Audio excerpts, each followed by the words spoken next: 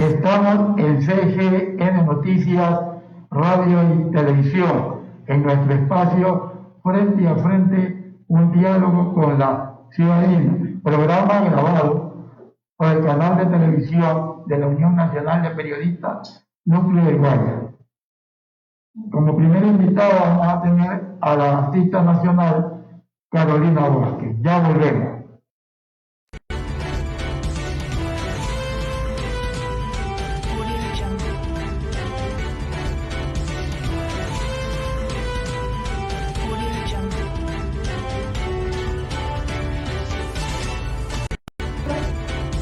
Estamos en el espacio Frente a Frente, un diálogo con la ciudadanía. A mi lado se encuentra la intérprete nacional Carolina Vázquez, que fue invitada por nuestra programación, ya que el día de hoy se celebra el Día del Pasillo Ecuatoriano. Y habíamos escuchado en algunas emisoras que se recuerda el Día del Pasillo Ecuatoriano exclusivamente porque se lo recuerda a Julio Jaramillo. ¿Qué nos puede decir al respecto a ese tema, Carolina? Muy buenos días, licenciado García. Estimados amigos, gracias por la invitación. Lo que yo puedo indicar es que allá por los años 1930, un hombre visionario, amante y sobre todo precursor de todos los artistas de aquella época, estamos hablando del año 1930, los intérpretes de la música ecuatoriana, había que hacer algo para la difusión de nuestras raíces, de nuestra identidad. Entonces el señor José Domingo Otero Guzmán fue el que arregló todas las, gestionó un viaje, el primer viaje hacia los Estados Unidos de un dúo maravilloso que se llamaba Ecuador. Este dúo pues emprendió un viaje, ¿no?, en un barco, llegaron a la ciudad de Nueva York y por primera vez en la historia se graba el primer pasillo ecuatoriano Guayaquil de Zamora. Enrique Ibáñez, a la cabeza, pues, junto con su compañero, estuvieron en la ciudad de Nueva York por el lapso de 6 meses y ahí grabaron ese hermoso pasillo Guayaquil de Zamora. Entonces, desde 1930 hasta esta época, se ha conocido que el 1 de octubre se lo declara como el Día Nacional del Pasillo Ecuatoriano.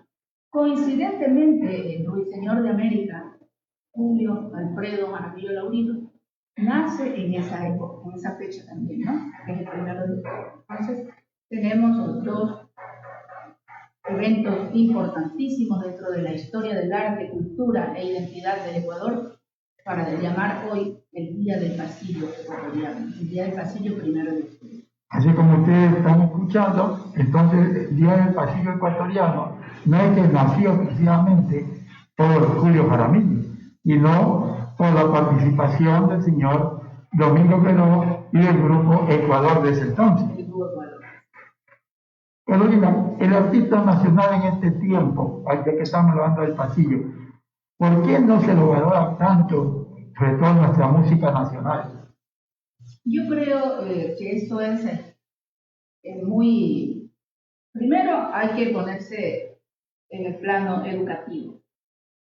En la época en la que yo empecé, por ejemplo, en los años 70, ¿no?, había un fuerte apoyo hacia la música ecuatoriana a través de los medios, en este caso, las pocas emisoras radiales que existían en la época. Estamos hablando de Radio Cóndor, de Radio América, de Radio Universal, y tanto escuelas, colegios y las radios eran los encargados de realizar festivales estudiantiles de música ecuatoriana. Entonces, eso ya nace desde los hogares, eso nace desde las autoridades. Entonces, cuando los niños van creciendo, ¿no?, y van escuchando lo nuestro, y la gente le va hablando de lo que quiere decir música ecuatoriana, porque a veces se tergiversa. La gente piensa que música ecuatoriana es la música que me incita a beber, es la música que la gente dice tristona, dice. O sea, ese término tampoco ni siquiera se utiliza. La música ecuatoriana, el pasillo en sí, que estamos hablando en este momento del pasillo, no es triste. El pasillo son versos que el autor de ese verso, de esa poesía, plasma a través de las experiencias, de las vivencias, en la mujer, el amor, ¿no? Entonces, ese contenido lo plasma en versos y viene el músico y le da la música, lo compone, entonces por eso es compositor, ¿no? El que escribe y el arreglista el que le pone la música. Tenemos en nuestro país un sinnúmero de escritores, de autores, de compositores.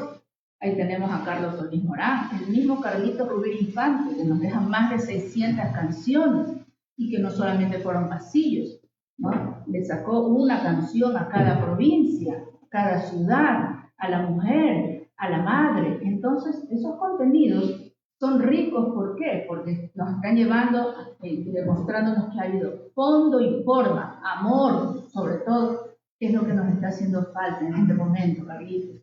La música es un instrumento, es la motivación del ser humano porque es un conglomerado de emociones, ¿no? Que se plasman en un verso y el intérprete tiene que llevar al público a relacionarlo, a incluirlo, a socializarlo. Lo que hacemos es una retroalimentación, el músico, el compositor, el cantante, el autor, el intérprete y el público. Son una serie de elementos.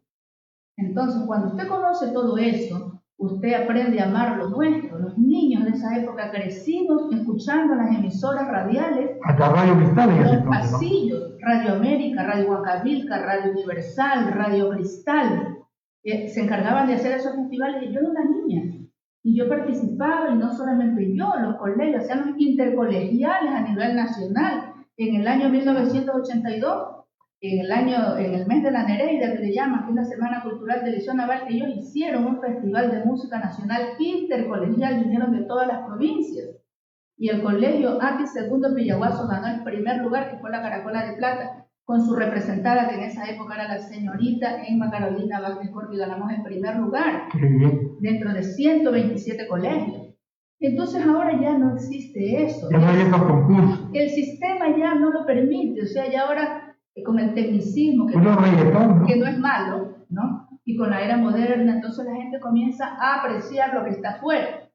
Y no se aprecia lo de adentro porque aquí nadie lo conoce. Entonces lo que habría que hacer es una campaña de difusión, comenzar a instruir a las personas. Por ejemplo, hoy venía escuchando en una emisora, no, por ética no digo el nombre, y dijo el locutor, eran locutores hombre y mujer, ¿no? Femeninos, eran femenino y masculino, y el locutor dice, bueno, ya estamos celebrando el Día del Pasillo.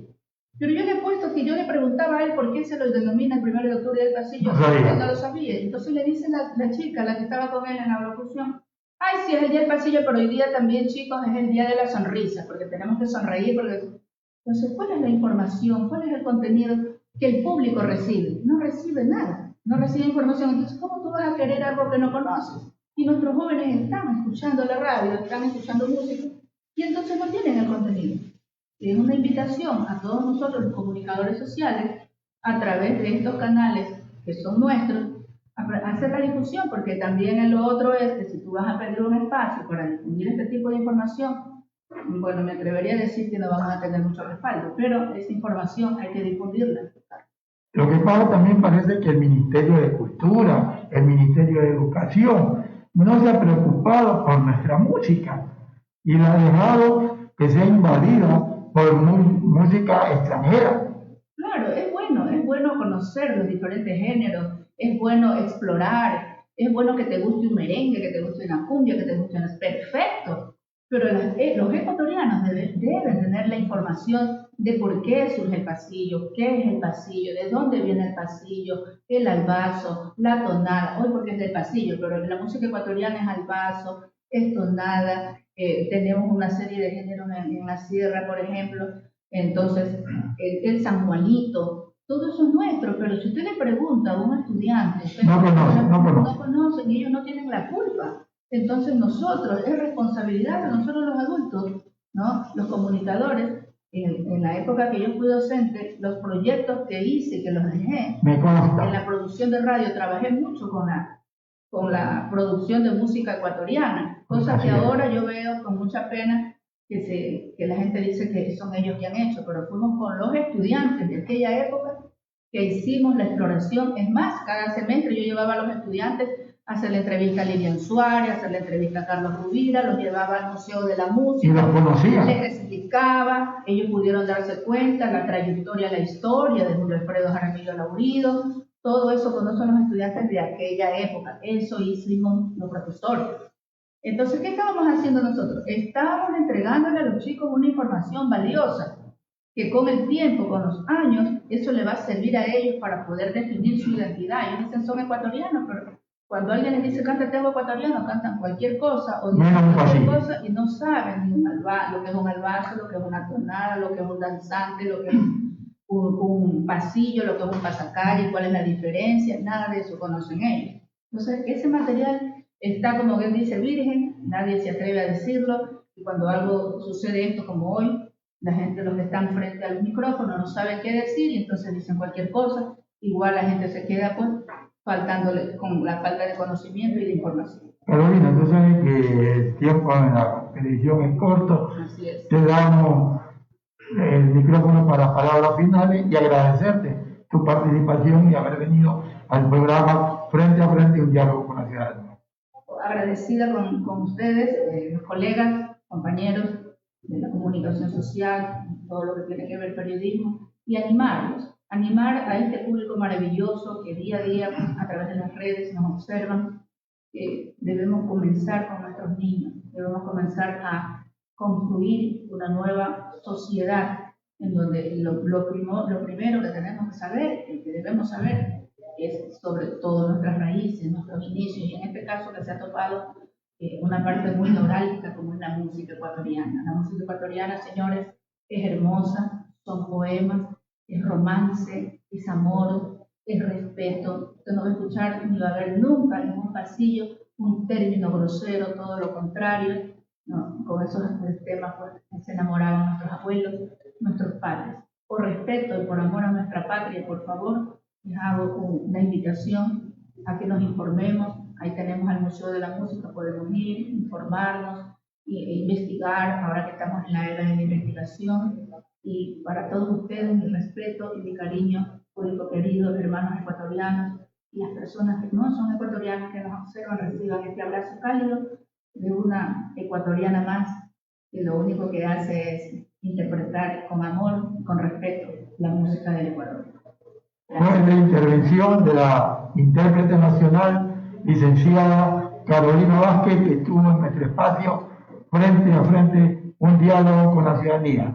Ya volvemos.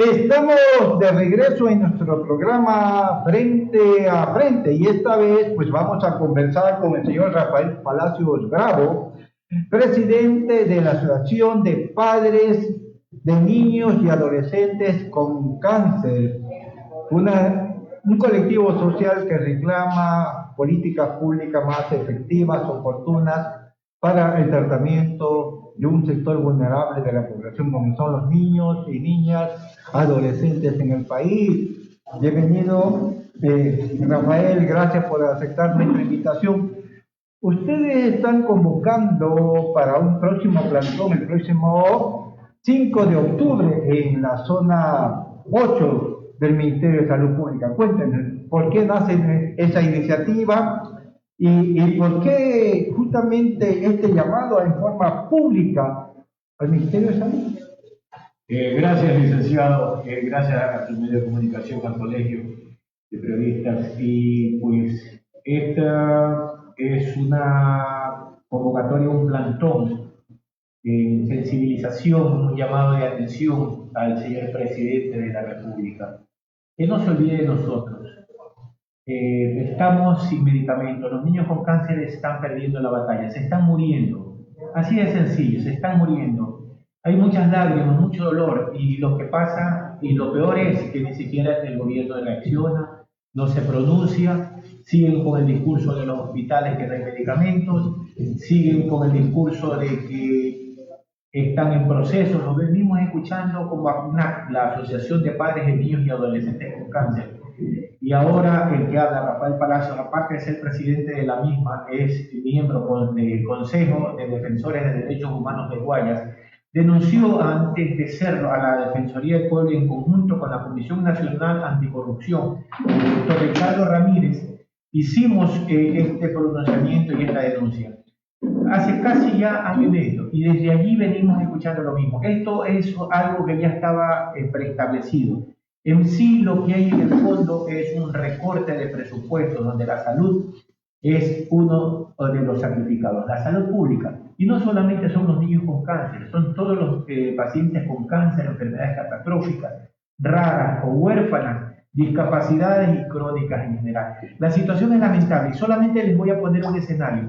Así hoy los medicamentos lleguen, ya para muchos será tarde, y para otros, lamentablemente, por sus retrasos en sus protocolos de tratamiento, se vuelven quimio-resistentes o inmunoresistentes en algunos casos, porque ya los medicamentos de paso, que son en un cuadro básico contemplado, de mediana y baja calidad, no son malos, pero no son de la mejor calidad, y cuando regresan, llegan agravados, cuando están en posibilidad todavía, con menos posibilidad orgánica para poderle hacer frente a la enfermedad, y con menos posibilidad, gastando más, y todo lo gastado económicamente, tanto el paciente como el gobierno, es botarlo a la basura, y con menos posibilidad orgánica.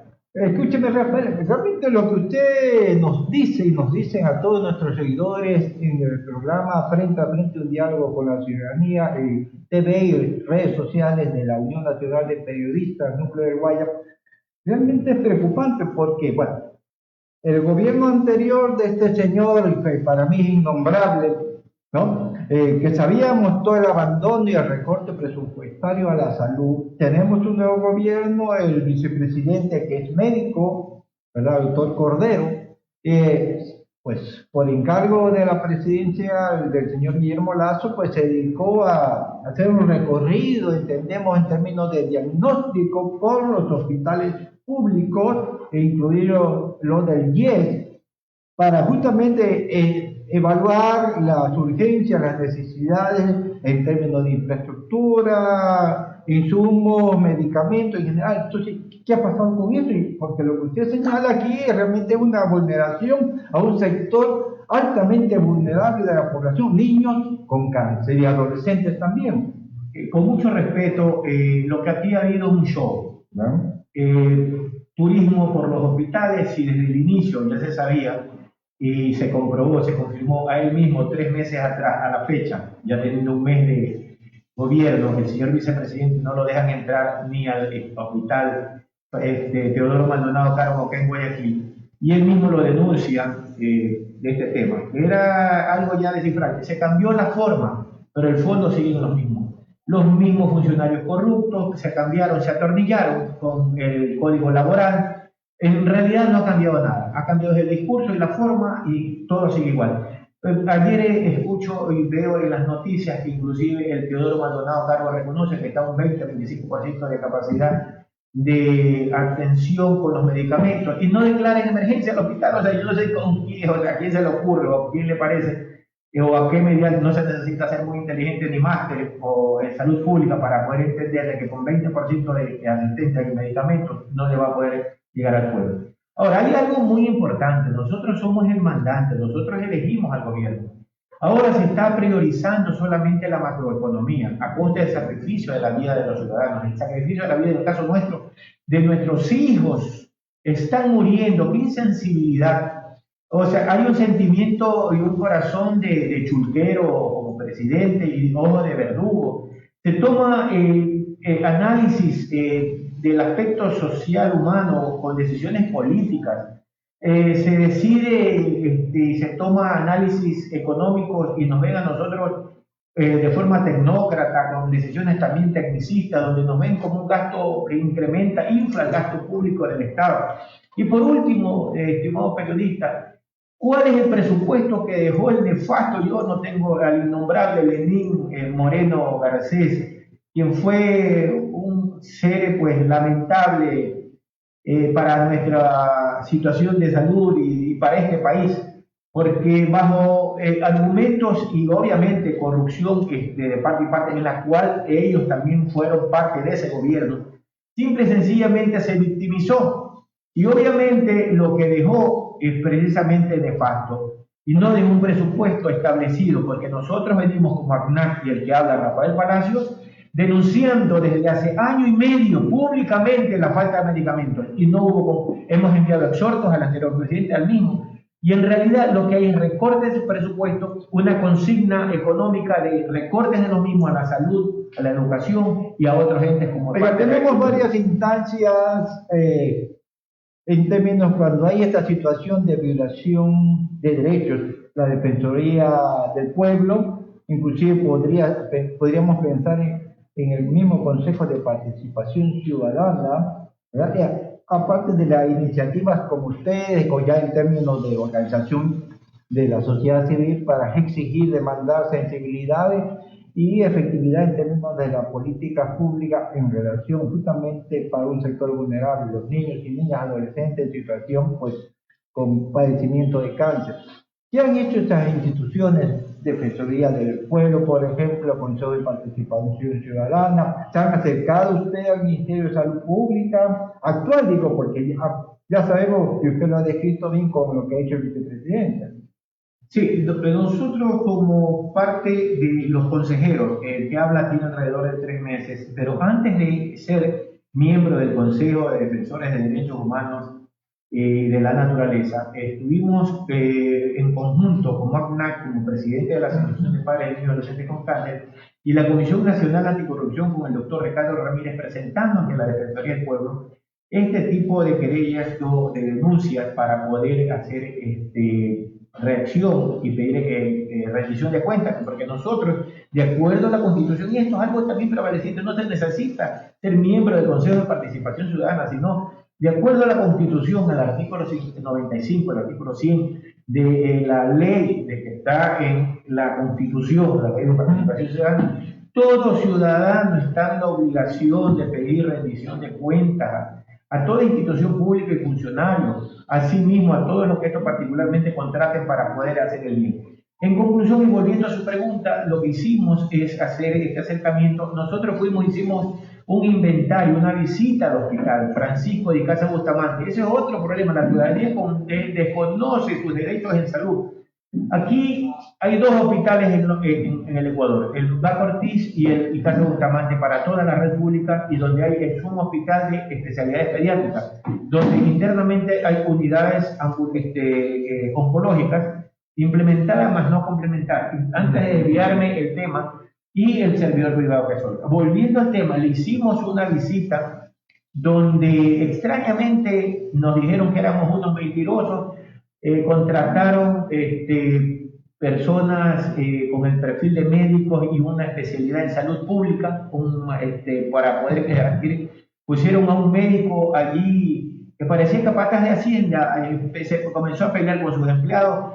Por ahí los empleados salieron a reclamar que no les habían pagado y les hizo por ahí alguien reventar una camioneta y lo acusó de terrorismo. A nosotros, a los padres, nos comenzó a perseguir. Y con estrategia del gobierno anterior, escúchenseme bien, solamente en el Icasa Bustamante, a la fecha, 3 años y meses, un poquito más, y meses, han habido 9 gerentes, ningún proceso. La estrategia de los gobiernos es cada vez que llegan, cambian y se renuevan o renovan los funcionarios, ministros, 3 ministros en el último año del gobierno anterior de salud. Imagínense el resto de zonales y tanta cosa. Y eso no es que estoy nuevo, recién me estoy posesionando en el puesto, déjenme ver. Y con ese cuento se pasaron el último año y medio del gobierno anterior y ya llevamos 4 meses del actual con el mismo discurso. Y resulta ser que les decimos, señores, por favor, escuchen lo que nosotros sabemos la problemática como asociación de padres. Y no es porque seamos asociaciones, hay una minimización, hay un menosprecio, hay una situación peyorativa, perdónenme que hasta la forma como nos están. Se lo hacen a través de terceros pseudo líderes que inclusive hacen colectivos para poder manejar el discurso y sus conveniencias. Donde los principales actores, que somos los padres o los niños, o los pacientes con enfermedades catastróficas, no somos tomados en cuenta cuando tenemos inclusive, en el caso nuestro, una institución de derecho, donde hay la experticia, tenemos asesoramiento legal, tenemos asesoramiento técnico, médico de especialidad en oncología pediátrica, y ese es otro también de los problemas, licenciado. ¿En perdón esta pregunta que realmente es bastante crítica, cuántos niños suman ustedes en términos de niños que tienen este padecimiento de falta de provisión de medicina por el Ministerio de Salud Pública, que está obligado por la Constitución a atender este tipo de enfermedades catastróficas? Sí, le voy a hacer la segunda, primero le voy a contestar. Nosotros en el 2011 logramos sensibilizar al presidente de aquel, y para que no se nos diga que estamos inclinados a ninguna corriente, porque nosotros tenemos que mantener un margen equilibrado. Apolítico no significa que no debamos ser políticos, porque nuestra situación es política social y sí tenemos que ver con incidencia. En el 2011 logramos sensibilizar, y en como había la concentración de, pues llámense lo que quieran, pero en el 2012, el 24 de enero, se crea una ley, en la Ley Orgánica de Salud, que es la 3A, el numeral 0, en el registro oficial 625, donde el Estado, por ley, está obligado, a más de velar por la salud y la vida, de cubrir los costes de la misma. Vuelvo a la pregunta. Con esa situación nosotros no estamos pidiendo caridad, nosotros estamos pidiendo derecho, porque nosotros estamos de acuerdo a la Constitución, que es inviolable dentro de todos los términos. Simple y sencillamente es un derecho, y aquí nos hacen creer que estamos por poco y a los padres los persiguen, los amenazan. Por eso les digo, siempre los he desafiado y los he retado. ¿Por qué no me llaman? ¿Por qué no me dicen? Le digo a la señora ministra de Salud, Garzón. ¿Se han reunido con ella? Me he reunido, nos mintió en un programa también, aquí tengo el honor de estar con ustedes, nos dijo que no se preocupe, Rafael, que todo va a estar, y fue mentira. Le he dicho de frente, discúlpeme, pero mentirosa, y ni siquiera reacciona. ¿Acaso ha estado un poco atendiendo el asunto de la vacunación, que hay un relativo éxito? Distraídos, ¿qué le digo? La cosa, nosotros no estamos en contra del gobierno, nosotros estamos tratando de salvar la vida de nuestros hijos.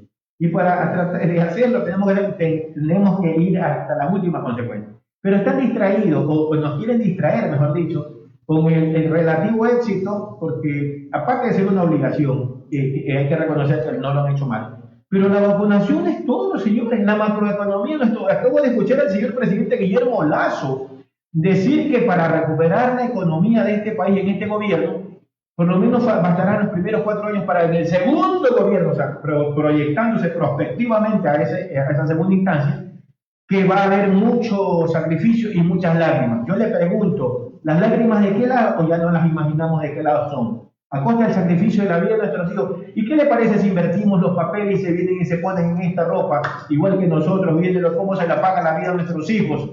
Por desatención, por falta de un medicamento, por falta de planificación, falta de voluntad y compromiso. Entonces, ¿de qué tipo de gobernante? ¿A quién elegimos? O sea, como vamos a solamente, apenas es el 1% del sector productivo, y no significa que estamos en contra, todo lo contrario, disculpen la redundancia, pero no se nos puede desatender. ¿Quién puede decidir? Por eso digo, ponen técnicos, asesores que nos ponen cifras, suma y resta, estos restan para afuera. Es más fácil muertos que en este gasto para poder recuperar la economía. Este 5 de octubre que están convocando ustedes a este plantón en las puertas del Distrito 8 del Ministerio de Salud, aquí en el edificio Macro, entiendo, ¿no? Así es. ¿A quiénes están convocando ustedes ahí? En sí a la ciudadanía en general, en sí a todos los ecuatorianos. Hoy me toca a mí, tengo un hijo con cáncer, mañana puede ser tú. Y otra cosa, están por los que están y por los que están por llegar,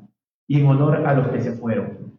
Lo que se nos avecina es mucho dolor, que ya lo hay, mucha lágrima y mucho luto. pero los que vienen no tendrán ninguna posibilidad si permitimos que esto siga así. Y no olvidemos que no todos tenemos un seguro social. La Red Pública Integral de Salud por obligación y por ley está en ese compromiso, pero si nosotros no salimos a exigir nuestros derechos, mañana pues tendremos mucha tristeza en nuestro corazón. Rafael, gracias por hacer este eco y ser vocero de una problemática en términos de salud, porque ya es público para todos y todos los ecuatorianos que indudablemente los hospitales, los centros médicos del Servicio de Salud Pública, también los del Instituto Ecuatoriano de Seguridad Social, pues aparte de los elementos de la corrupción que se encuentran enquistados, tiene una seria deficiencia en términos de provisión de insumos de salud. Y que los presupuestos del Estado pueden sacrificar cualquier otro tipo de gasto, pero menos el de salud. Ya inclusive lo acontecido en las cárceles de Guayaquil implica justamente que se está privilegiando, ¿no?, otro tipo de inversiones a mantenimiento y enfocado en políticas públicas de derechos humanos. El señor presidente ha reconocido, y esto debo decirle, que el señor coronel Fausto Cobo, que estuvo hasta hace pocos días encargado del sistema penitenciario nacional y había requerido en su plan, que nadie lo conoce más, 84 millones. Reconoció anteayer el presidente que no se había transferido un solo centavo para esta propuesta. Es decir, es consecuencia de lo que acabo de pasar. Por eso no hay video, no hay cámara de seguridad, no hay una estrategia operativa de control de lo que pasa al interior de las casas. Y ahí tenemos 116 muertos en los últimos días, y esto es una crisis que realmente tiene que ser superada con enfoque de derechos humanos. Sí, ¿alguna cosa que quedamos? Sí, quería decir algo justamente. Esto se han pasado el gobierno en puro discurso. Aquí lo que se centró la atención para abreviar es con la pandemia, pero solamente en el hospital público, en la Albert Gilbert Portón, Hospital Guayaquil. Estuvimos en una reunión a inicios de año, en enero, con la Comisión Anticorrupción de la Defensoría del Pueblo y la CNAC, que denunciaba. Solamente para ese hospital hay aproximadamente 2.000 pacientes oncológicos adultos. Se necesitaba, el presupuesto para el año anterior era 22.7 millones de dólares, y eso, para que se confirme si hay alguna duda, que se me desmienta. Este año era 21 millones, y el 4 de febrero que hicimos nosotros la reunión con el gerente y la jefa de la unidad oncológica, nos dijeron que habían asignado $1 millón, y aquella época todavía no estaba acreditado. Terrible. Y para acá, me olvidé también de decirle, nosotros como ACNAC, solamente como ACNAC tenemos 500 padres con niños en remisión, en etapas ambulatorias o en hospitalización. Sensibilidad y derechos exigimos al Estado, los ciudadanos, y como programa Frente a Frente, un diálogo con la ciudadanía. Volvemos de inmediato con otro entrevistado. Gracias. Los espero.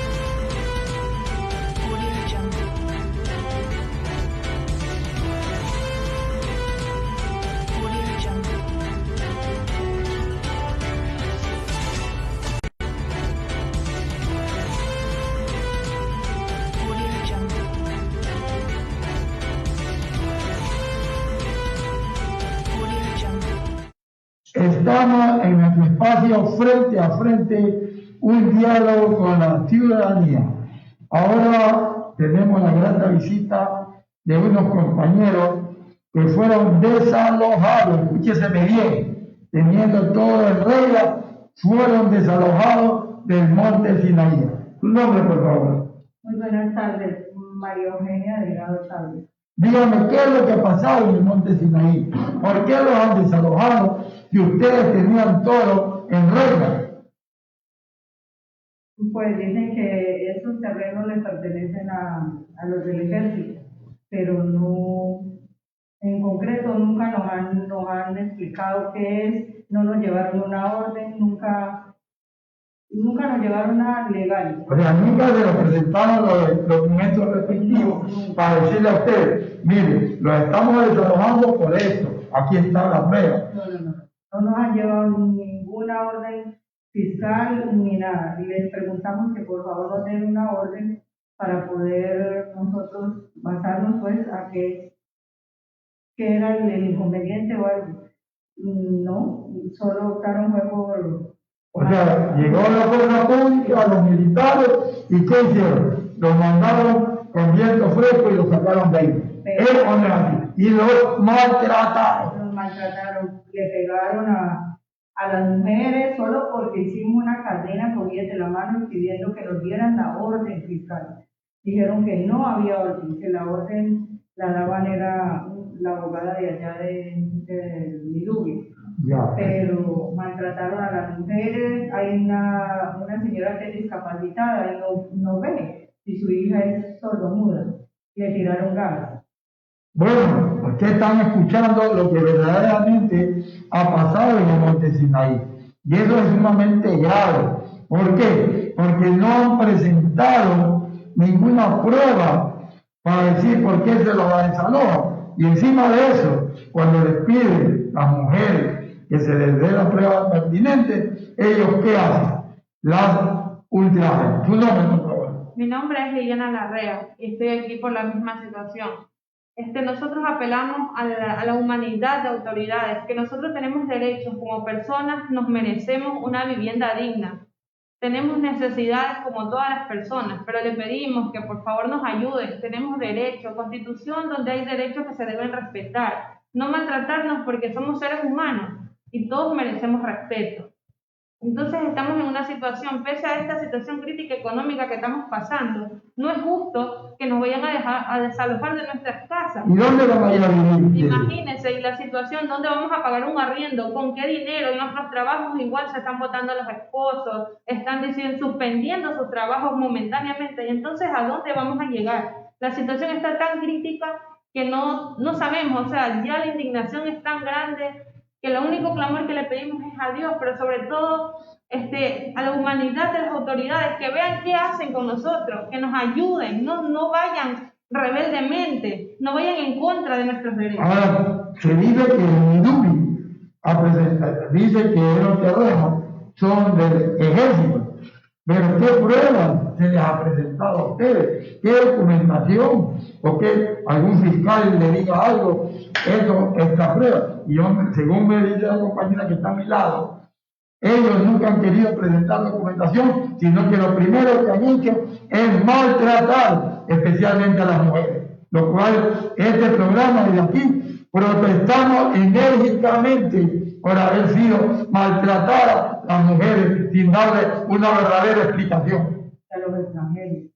Exactamente, entonces estamos nosotros necesitando que nos ayuden, por favor. Estamos incluso con la representación del abogado Diego Delgado. Él es el que nos está ayudando, que le estamos tan agradecidas por ser caritativo con nosotros y que sigamos adelante y que nos siga diciendo que de esta forma hay que trabajar. Somos personas buenas, nosotros trabajamos, tenemos nuestras casas, todo armado, no le hacemos daño a nadie. ¿Por qué van con las máquinas a botarnos de una todo? O sea, los están botando hasta la construcción. Todos los botan con máquinas sin compasión, no les interesa. Y los utensilios que están en el interior, ¿quién se responsabiliza si se llega a dañar algo o se llega a perder algo? Ellos no dicen nada, ellos dicen que eso es el trabajo de ellos. Para nosotros no debemos hacer nada, solo agachar la cabeza. Simplemente es escuchar lo que ellos dicen, sin papeles, que es lo peor. Nunca nos dan un papel. Ya, una cosita. ¿Cuántas familias son las que han sido desalojadas de ese sitio? Porque es algo grave. Son más de 5.000 familias que hay, muchísimas. Incluso en total son 20.000, 30.000 familias alrededor. Pero ahora son las 20.000 familias. Son 5.000 familias que ahora están en problemas. ¿Y qué dice? ¿Qué dice el gobierno? Ustedes no han visto, han hablado con el gobernador, con las autoridades, porque aquí no es de hacer y botar a la calle a las personas, sino ver la razón de ser y qué documentación tiene. Si está metido el abogado delegado, es porque las cosas son rectas. Exactamente, él nos está ayudando, incluso ya tenemos un papel que se está yendo a la asamblea, para que mediante ese papel que se está desarrollando, que es la carta, para que nosotros tengamos el amparo de protección. Claro, es necesario. Entonces, de esa forma, nosotros ya tener algo más prolongado y poder que no nos desalojen. O sea, que no lo voten. Exactamente. En cambio, en el espacio donde nosotros estamos, se llama La Nueva Esperanza. Somos 165 familias. 165 familias, ya. Y la alcaldía nos ha colaborado. O sea, sí lo está apoyando la alcaldía. Desde antes de que nos fueran a hacer el desalojo, teníamos la escuelita, tenemos todavía la escuela. No la han tumbado. Y no la tumbaron porque las profesoras no quisieron salirse de ahí, porque los militares las iban a sacar. Y ellas les dijeron que no, porque el municipio las envió y el municipio era que les decía que se vayan. Entonces, por eso no tumbaron mi casa, que es la escuelita que la usan. Ahí vive usted. Y ahí es donde hacemos todo lo de la comunidad, que les han tumbado a todos los de arriba. Decían que iban a sacar que ahí había un nido que era del maleante, porque hay extranjeros, porque hay venezolanos, colombianos, cubanos. O sea, ellos se escudan que en dicho lugar hay delincuencia, pero más me parece que lo que quieren es apoderarse de los terrenos para algún beneficio personal. Tumbaron las viviendas y rompían los sacos buscando armas y drogas. Ahí en la comunidad, gracias al Señor, todos se buscan el sustento. No es alto, pero cualquier cosa hace, menos delinquir. Somos una comunidad tranquila, que no tenemos problemas con nadie. Y pues así como la señora alcaldesa nos ayudó con la escuelita y el internet, yo le pido pues que por favor ponga los ojos y el corazón en nosotros.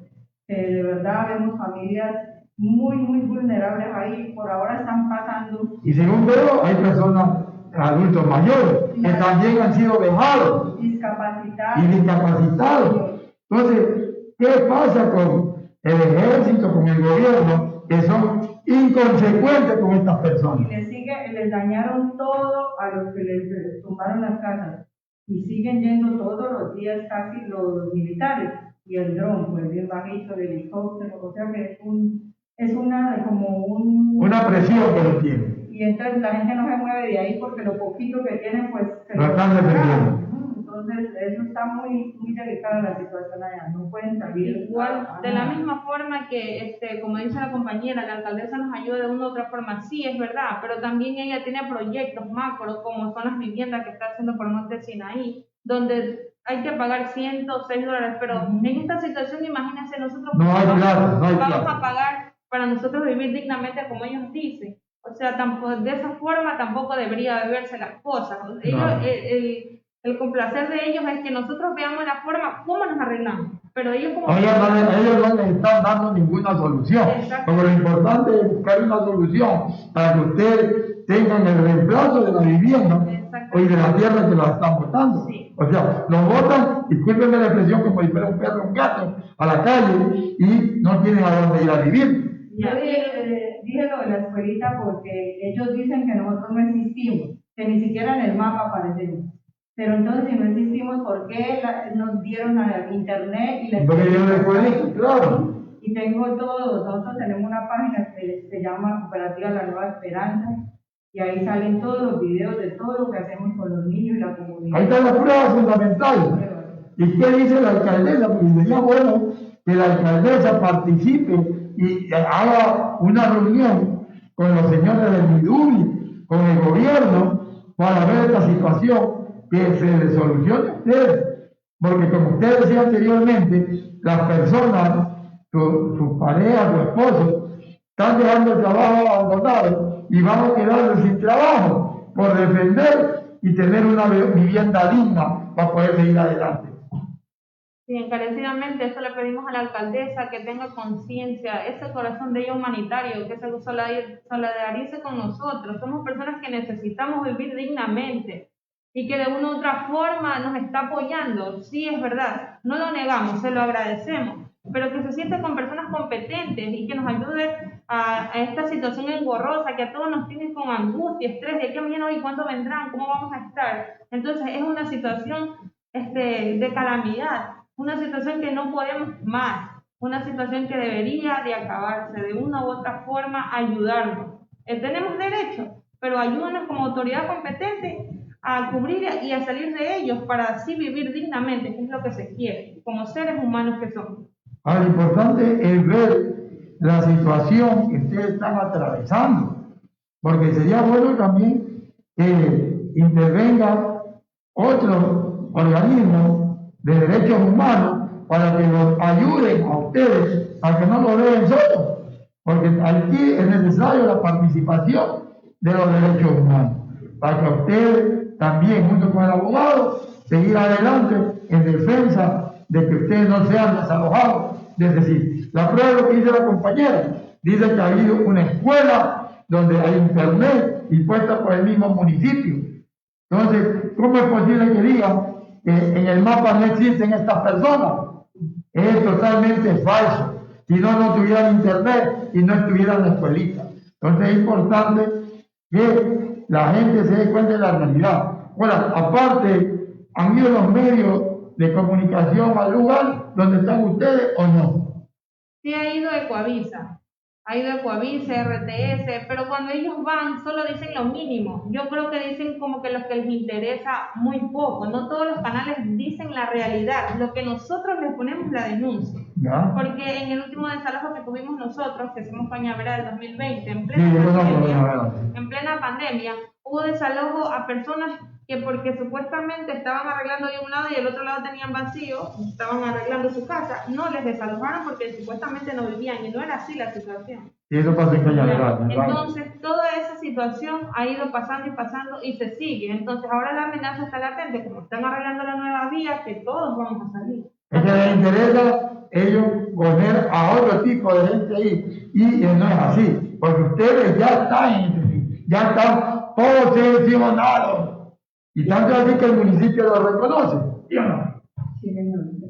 A nosotros nos dijeron que porque estamos muy cerca del canal, pero a las... Del canal de agua de Río.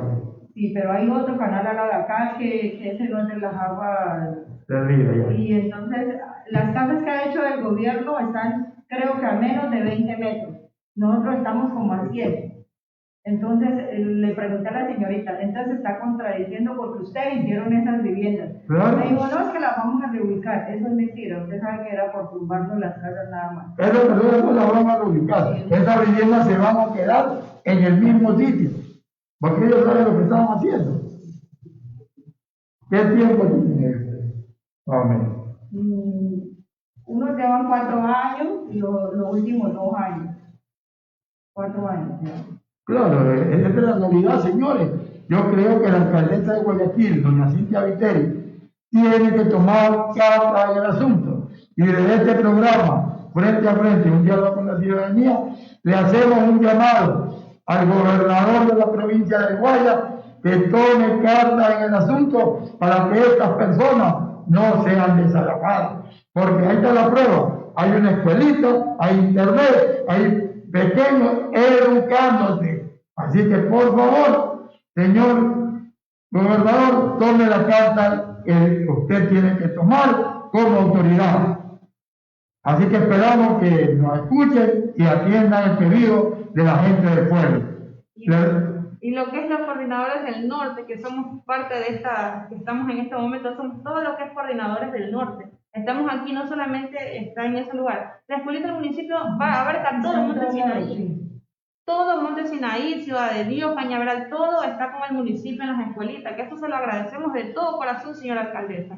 Pero también de la misma forma, como nos está dando estudio, queremos una vivienda digna para nuestros hijos, como el estudio que nos está dando ella, y se lo agradecemos de todo corazón, a él, al abogado y a todas las personas, a ustedes, por permitirnos este espacio, para que seamos escuchados y que nuestros derechos sean revelados y aceptados por nuestras autoridades competentes. Lo dejamos con las palabras finales y de aquí estaremos vigilantes para que usted no sea desalojado del Monte Sinaí. Yo también le doy las gracias a este espacio que nos han brindado la oportunidad de hacernos escuchar, porque estamos, como dijo esa señora, cuando estamos invisibles, pero aquí sí ya yo creo que nos han escuchado y confío en Dios y en el gobernador y la alcaldesa que sí pongan los ojos en Monte Sinaí, no solo en el lado norte, sino en todos los asentamientos, porque tenemos derecho a una vida digna y a estar bien. Correcto. Bueno, nuevamente yo le agradezco a ustedes por el espacio, que Dios nos bendiga siempre, señora alcaldesa, por favor, tenga piedad de nosotros. El gobernador, señor presidente, por favor, le hacemos el llamado a usted también, tenga compasión de nosotros, somos seres humanos que tenemos derechos. Y acuérdense también que los pobres también, como usted dice, que va a ayudarnos, entonces ayúdenos, señor presidente. Usted dice que se va a enfocar en los pobres, pero no hemos visto hasta ahorita nada por nosotros. Muchas gracias a todos. Fue la intervención de los compañeros que han tratado de desalojar del Monte Sinaí. Hasta el día lunes con nuestro espacio habitual a las 11:30.